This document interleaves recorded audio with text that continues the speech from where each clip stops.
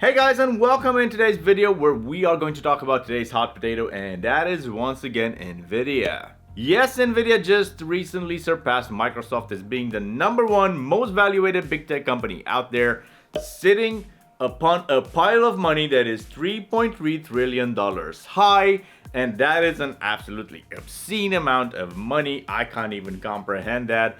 And yeah, let's just talk about what's happening with Nvidia. Why is it going towards the moon?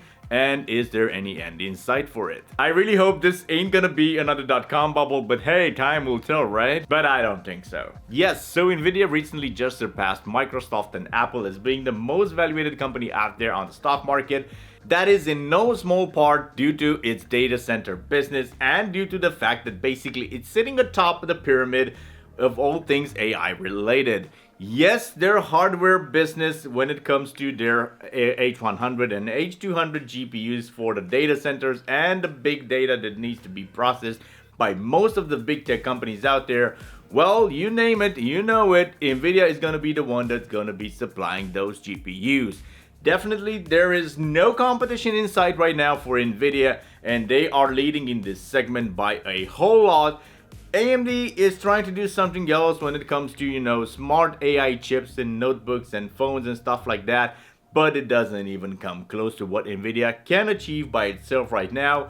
And due to the size of Nvidia being so big, they are basically getting in other players alongside with them for their own efforts, and that means, of course, partnerships with companies like TSMC, which is the world's leading foundry when it comes to, silicon and all chip related business.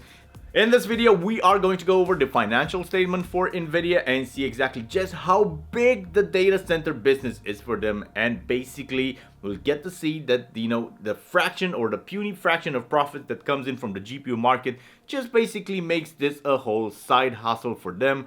And unfortunately for you and me, the gamers, we don't get to see or experience any brand new GPUs on the cheap anytime soon from them, because even though there is competition in this GPU market with AMD being there and having their own offerings, I will go over the latest analytics in Steam and show you exactly how many of you guys, myself included, actually have Nvidia GPUs in their rigs when gaming, compared to the fraction of people out there who are using AMD. The lineup or the stack of GPUs from Nvidia is more expensive usually than AMD, but definitely there is something out there in the ether. It's either the performance of the GPU themselves or the game optimization or both of this together that make Nvidia actually stand out and have people choose them over AMD. This is always open for debate. Leave your thoughts and comments down in the box below. Let's go over it and start a chat.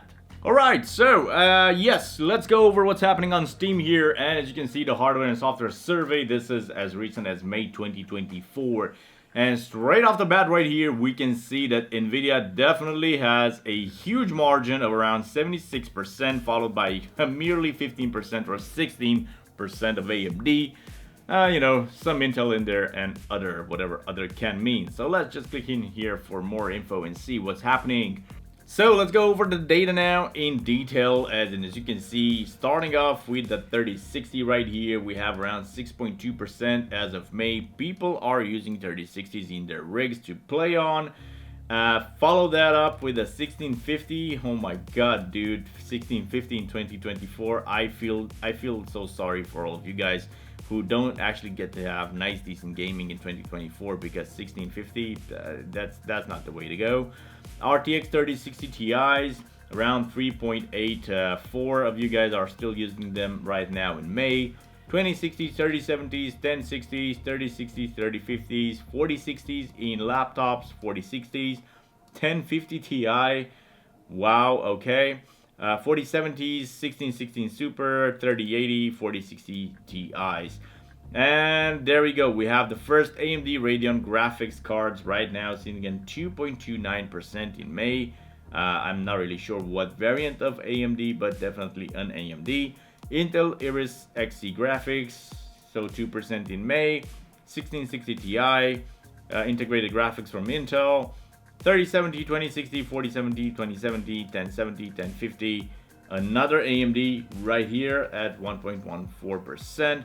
3050 Ti, 1660, 2070, 4090. Another AMD 580, another very old graphics cards right here. Not that these would be new or anything, but yeah. 4080, 1080, 3080 Ti, 4050 laptop GPUs, 6600, 6700 XTs, 5700 XTs, 570s, oh my god, 3090, 4070 Super, yes. So anyway, the idea is that overall, you get to see some GPUs right here, which are definitely led by Nvidia in terms of how many people are actually using Nvidia GPUs in their rigs for gaming on Steam. And this is actually getting the real pulse of what's happening out there.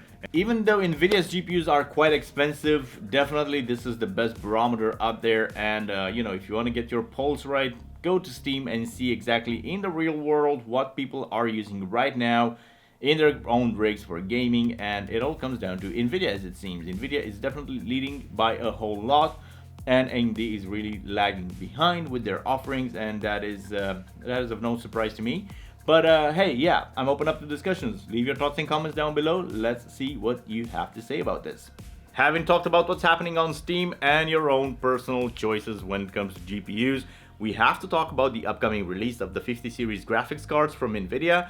And although there isn't an official timeline or time frame that we have to discuss about, we can definitely expect the launch of this product to happen somewhere before the festive season in September or October. It all depends on the release of the new Blackwell B200 bombshell that's been dropped by Nvidia when it comes to the data centers business. Historically, it's proven that every 2 years, GPUs are moving forward with Nvidia, with a new release coming every 2 years, as I've said before. Starting off with 2020, where you see the RTX 30 series launching with the Ampere generation, moving forward in 2022, where they launched the Ada Lovelace for the 40 series graphics cards, and now we are expecting the Blackwell to drop somewhere by the end of 2024. Of course, as Nvidia has already announced, starting off with the bombshell in the data center business, and further down the line in a few months, we will see the 50 series graphics cards launch in the consumer space for you and me. So having gone over what's happening with Steam and the wide adoption of Nvidia products out there for the end consumers like you and me,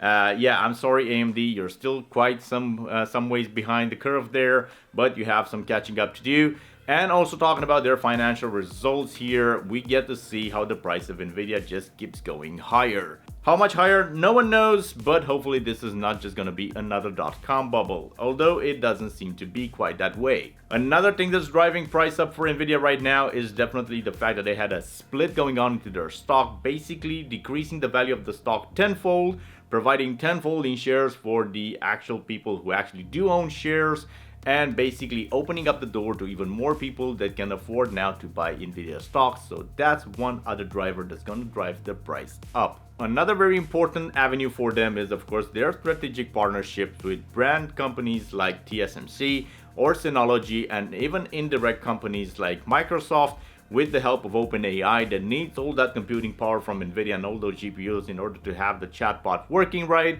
And of course, even Apple announcing the implementation of OpenAI's ChatGPT function, because they've realized, you know what, Siri is absolute trash right now. We have lost the race, or well lost the race of AI technology. So let's just adopt this as it is, call it quits, call it what it is, and hop on the bandwagon. And you know what? That bandwagon is actually pushed by Nvidia, or pulled by Nvidia, depending on which way you look at it, because they are the sole provider for all the needed hardware for all the big tech data centers out there, and they are just going to go up from here. Moving up to the juicy bit, which is of course the financial results for the first quarter of 2025. Record quarterly revenue of $26 billion, which is up 18% from Q4 and 262% from a year ago. That is absolutely amazing. Also, we have a record quarterly data center revenue, because this is the juicy bit for them. $22.6 billion, up 23% from Q4. That's a lot. And up 427% from a year ago. That is saying a lot. 10-for-1 forward stock split effective June 7th. So that is the stock split that we have talked about. Quarterly cash divided raised between 150% to 0.01 per share. So you get a 0.01 share revenue, or I should say dividend, every month from Nvidia for every stock that you own. and basically right now they reported revenue for the first quarter ended April 28, 2024, which is 26 billion, up 80% from the previous quarter, 262 from a year ago, as they have said before. Now, let's see what this means when it comes down to breaking it all down into segments. So, highlights. Nvidia achieved progress since previous earnings announcements in these areas. And we are going to start off, of course, with the data center business. First quarter revenue was a record of 22.6 billion. That's up 23% from the previous quarter and 427% from a year ago. They have unveiled the Nvidia Blackwell platform to fuel the new era of AI computing at trillion parameter scale, and the Blackwell powered DGX SuperPod for generative AI supercomputing. A lot of announcements here, but definitely an important one is the TSMC and Synopsys are going into production with Nvidia cuLitho to accelerate computational lithography and semiconductor manufacturing industry's most compute-intensive workloads. So this partnership, I think, is quite strategic for Nvidia because they are going to help move the ball along faster when it comes to basically creating the chips that Nvidia needs for its brand new architecture.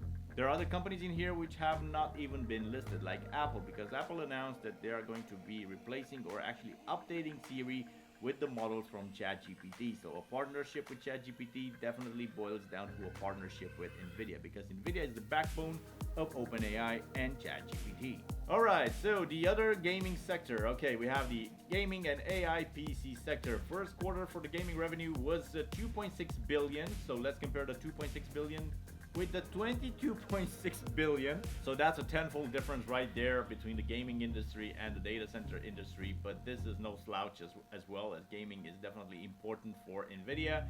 But this is down 8% from the previous quarter and up only 18% from a year ago, compared to 427% up from a year ago and 23% from the previous quarter in the data center. So that definitely should break it down to you guys to make you understand how fast the data center business is moving in comparison to how slow and relatively slow the gaming industry is moving forward for Nvidia. They've introduced a new AI gaming technology and for Nvidia Ace and neural graphics, unveiled new AI performance optimization and integration for Windows to deliver maximum performance on Nvidia GeForce RTX AI PCs and workstations, announced more blockbuster games that will incorporate RTX technology, including Star Wars Outlaws and Black Myth Wukong, added support for new models including Google's Gemma for Chat RTX, which brings chatbot capabilities to RTX powered Windows PCs and workstations. This is also another big one right there. And we're down to the last two categories for them. The first quarter for professional visualization, this was only a merely 427 million in compared to the 2.6 billion in compared to the 22.6 billion. So yeah, that's quite a drop off for this category right there for them. That's also been down 8% from the previous quarter, but up 45% from a year ago. And also they have an automotive and robotics arm as well in there, with the first quarter being only 329 million only, which is up 17% and also up 11% from a year ago. Yeah, so this kind of breaks it all down for Nvidia and shows you how big Nvidia is and definitely how spread Nvidia is with their revenue, or I should say the revenue streams, and definitely the data center business takes the cake. So what does this say for you and me as an end consumer with Nvidia products in our gaming rigs daily? Well, not much. I'm sorry, but it doesn't say much. I mean, if you have a 20 series graphics cards, 30 series graphics cards, 10 series graphics cards, and you're waiting to finally upgrade yourself to a decent 40 series graphics cards with the new release of the 50 series so that the prices can drop on the existing generation right now, well, it is what it is. Even if you are running the 40 series right now and you want to upgrade yourself to the 50 series graphics cards, it is saying what it's saying, not much. It means that basically you still have to invest more money into this company because you want the latest and greatest from them, and this is going to drive the price up for them. But if you are an investor and if you manage to buy yourself some shares in Nvidia, you are definitely going to be quite happy with all the positive news and buzz that's going on around with Nvidia, because your shares are going to drive higher and that means better profits for you. On a side note here, I think that everybody is getting to join on the bandwagon here of getting goodies in the future, because these partnerships with Nvidia and TSMC are going to basically drive the technology forward where you get to have better devices with more optimization and more performance in mind, because the technology is going to move forward faster with bigger tech companies invested, not only TSMC, but basically everybody focusing in on the same task. Anyway, that's it from me for today. Don't forget to drop your comments down in the box below, and see you guys in the next one. Peace out, and thank you so much for sticking around.